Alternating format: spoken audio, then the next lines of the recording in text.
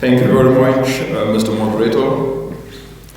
The Deputy Governor of the Nyandura County, Honorable Cecilia Mbutia, the Deputy Vice Chancellor for Student Affairs, Ambassador Professor Rino, the United Nations Resident Coordinator, Sid Chatija, the organizers of this 2019 Agropreneur Conference, the faculty, staff, and the entire student fraternity of USIU Africa, distinguished colleagues, ladies and gentlemen, all protocol observed. It is the young trees that makes up the forest. What this African proverb re-echoes is what we've already heard from Honorable Cecilia and Sid, the UN Resident Coordinator, that Africa is the youngest continent globally, with over 60% of the population being youthful. But what we know is that a skilled person is capable of turning challenges into enterprise opportunities. It's actually 4 times the value of produced capital and 15 times the value of natural capital. In other words, while discussions to accelerate Africa's socio-economic transformation have traditionally dwelt on material, the real focus should be on building skilled people, especially our youth, empowering them to be leaders in converting Africa's challenges into globally competitive enterprises is actually the way to go. And the urgency for this paradigm shift is unquestionable, considering the realities that we face today. What we know in this continent, what the statistics are telling us, is that each and every year 12 million youth join the labor market to compete with just 3 million jobs. And right here in Kenya, as you've already heard, 1 million young people join the Kenyan labor market each and every year, competing for fewer jobs, meaning that Kenya must be able to create no less than 80,000 jobs each and every month. The level of deprivation of these young people, some well-educated, is unpalatable. Imagine being unable to raise 1,000 Kenyan shillings for rent in cities. However, it is these seemingly disenfranchised youth that the African continent has overlooked for years that must now be prioritized. The youth skills, the youth talents must now be leveraged as the strategic thrust to accelerate growth, especially under the changing climate, which threatens to shrink Africa's economies and incomes by a monstrous 75%. When it comes down to Kenya, where we are speaking today, Kenya is actually the 32nd most vulnerable country in the entire world to the changing climate. And climate change is costing Kenya GDP, gross domestic product, by 2.6%. And this is nearly about $500 million going down the drain each and every year. On average, every 7 years, Kenya experiences a flood that costs about 5.5% of the gross domestic product. And every 5 years, Kenya experiences a drought that causes the country's GDP by 8%, taking the losses up to $800 million. Distinguished colleagues, ladies and gentlemen, the message is clear that youth engagement is no longer an option.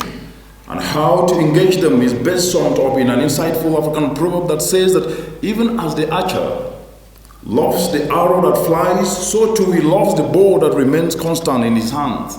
In the context of this discussion today, Africa's youth engaging their skills and talent to create competitive enterprises that maximizes the productivity of the continent's agro-value chain to reverse post-harvest losses is the way to go, and is the best strategy to be able to lift people from the bottom of the pyramid.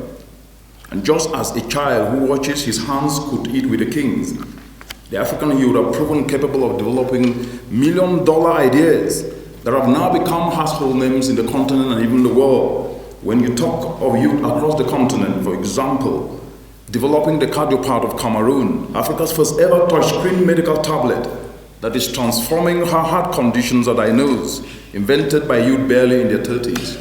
Or when you come down here to Kenya, you talked of the first ever Africa's Connecting the Dot application called Ebago Pamoja, developed by youth to link gaps to solutions along the entire agro-value chain, run by this youth right here in Kenya, barely in their 20s. These examples are dotted across the entire African continent. These world-beating innovations are a significant indicator of the high caliber of youth in the continent that must now be engaged structurally to lead Africa's transformation through agriculture. And for this to happen, I'll leave you with 4 points. And the first point is that a tree does not move unless there is wind. In the context of our discussion today, to move our youth towards agriculture, new wind needs to blow in this sector. And I'm talking of a change of mainstream narrative from focusing on increasing production to a narrative where we focus more on adding value to what is produced, where we focus more on reversing the post-harvest losses that are costing the continent $48 billion each and every year as a result of inefficiencies in the entire agro-value chain. This is where our youth, with their diverse skills and creativity, can be optimally engaged, with high post-harvest losses topping $48 billion across the entire continent. And right here in Kenya, losing $500 million each and every year. Value addition portends high-value enterprise opportunities. The first step, therefore, is decentralizing clean energy solutions directly to power various levels of value addition and convert these losses into incomes, but without piling on aggregate emissions that exacerbate climate change. As an example, right here in Kenya, maize, a notable staple implying a steady market, registers $200 million losses each year as a result of post-harvest losses. Decentralizing simple solar dryers to communities, to maize farming areas put in line for each and every one of you seated here today to tap over 200 million worth of enterprise opportunities. And it is not only clean energy, but similar logic applies across the entire agro-value chain, be it decentralizing logistics or marketing.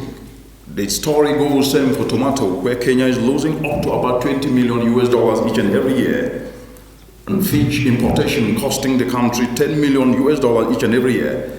This value addition gap is worth $48 billion, as I said, across the entire African continent, and a change of narrative by each and every one, state and non-state holders, state and non-state actors, and all stakeholders.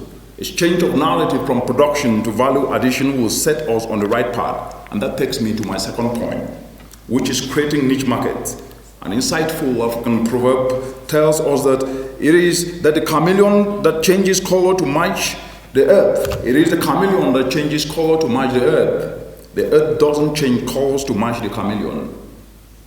Distinguished colleagues, ladies and gentlemen, in the context of this discussion, Africa's agro-value chain powered by clean energy must carve niche markets that can sustain growth of enterprises. Currently, Africa's market is estimated at 150 billion each and every year, but open to global competition. Indigenous enterprises will win over this market by defining their own niche market. In recent times, as the link between our health and the nature of our food continue to increase, as well as the increasing publicity on environmental matters, consumers have become more sophisticated and demanding more natural food with minimal additives, linking Africa's producers who already use indigenous nature-based approaches, what we call the ecosystem-based adaptation approaches, to grow their food to clean energy will give them a head start in such markets. And as the domestication of the African Free Trade Continental Agreement, AfTAC, deal unfolds, we are talking of a consolidated African market of 1.2 billion citizens with a combined GDP of over 3.4 trillion. That takes me to my third point. With all these opportunities, we must then be able to see things differently. And that third point is youth skills retooling is a must for the continent to be able to drive transformational change and achieve the Sustainable Development Goals. Distinguished colleagues, don't fight a lion with a stick. This African proverb tells us in the context of this discussion that our youth cannot expect to tap opportunities presented by the Africa agro-value chain if they are not prepared. And I'm referring to what we call skills retooling. A World Bank analysis shows that spending just one additional year enhancing skills raises earning by an average of 10% per year. This is higher than any alternative investment an individual could make. Buying a physical asset would give you 7.4%. A saving account will give you 4.7%. A house will give you just 3.8%. Nothing therefore beats enhancing skills. Distinguished colleagues, ladies and gentlemen, the youth, regardless of disciplinary backgrounds, must continuously improve, must continuously refine their skills and realign these skills and work in mutual collaborations to tap opportunities presented by bridging gaps in the clean energy power agro-value chain. This is what the UN Environment, in collaboration with partners across the entire continent, is supporting millions of youth across the continent through what we call innovative volunteerism. Here, youth are structurally guided to leverage their skills, their talents, and their experiences to create their own enterprises. And right here in Kenya, through this innovative volunteerism, is actually how the Baggo Pamoja was born by this youth that came together combining their skills. This Baggo Pamoja is connecting dots and linking agro-producers to intervening services of organic inputs, of clean energy, of logistics, of finance and markets. And by these youth are on track to converting the $500 million in annual post-harvest losses here in Kenya into food-secured homes, into business opportunities, as well as putting more money in more pockets. And that takes me to my last point, which is policy harmonization, implementation, coherence is very, very crucial, because driving these three aspects that I've mentioned, where agriculture is premised at the engine of socio-economic development, we must be able to ensure that despite the fact that agriculture is the engine of development, it needs enablers to be able to perform optimally. Enablers like incentives for decentralizing clean energy to power value addition. Enablers like affordable financing, where the cooperative policies across the entire African continent on leveraging the cooperative structures for low-risk financing and capitalization of enterprises along the clean energy power agro-value chain can actually be enabled. Enablers like trade, enablers like transport infrastructure. Distinguished colleagues, ladies and gentlemen, birds sing not because they have answers, but because they have songs. What this African proverb tells us is that we must be able to leverage on what we have, but more so, driving youth enterprises across the entire continent should leverage on what is already working without duplicating effort, because duplication of effort is the biggest operational risk that the continent faces today. Let us therefore leverage on what we have to win the future. Thank you.